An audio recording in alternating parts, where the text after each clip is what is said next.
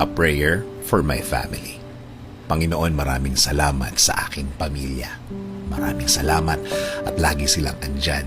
Sila po ang aking inspirasyon, ang aking lakas. Sila po ang nagiging kakampi ko sa mga pagsubok ng buhay. At laging nakaalalay kapag kailangan ko ng suporta. Lord, kasama po ng aking dasal na ito na mas mapalapit sila sa iyo. Mas makilala ka nila. Mas malaman pa nila ang iyong kabaitan.